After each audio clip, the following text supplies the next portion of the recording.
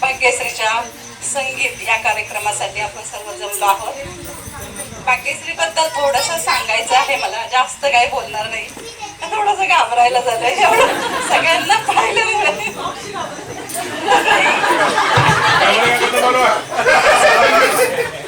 असं घाबरते तशी घाबरते.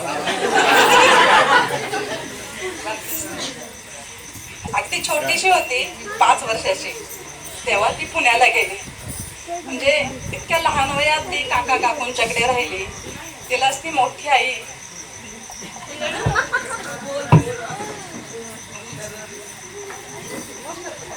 आणि मोठे पप्पा म्हणू लागली. खरंच ती त्यांच्यात कधी एक ग्रुप झाली तिचं तिलाच कळलं नाही. आणि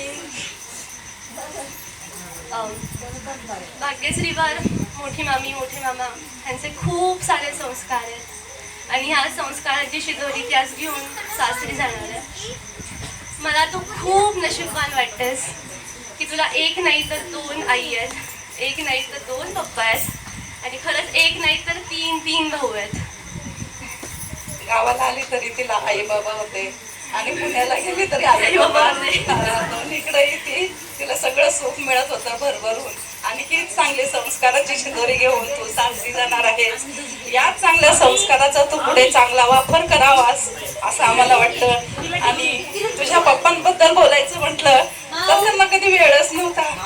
खरंच आपल्या मुलीला मोठं होताना कुठले बाबा पाहतात का? मामा नेहमी माहूरमध्ये नेहमी गावात बिझी, शेतीमध्ये बिझी. तर खरंच मामाने तुला मोठं होताना नाही पाहिलं. तर मामासाठी आमची ही छोटीशी कविता.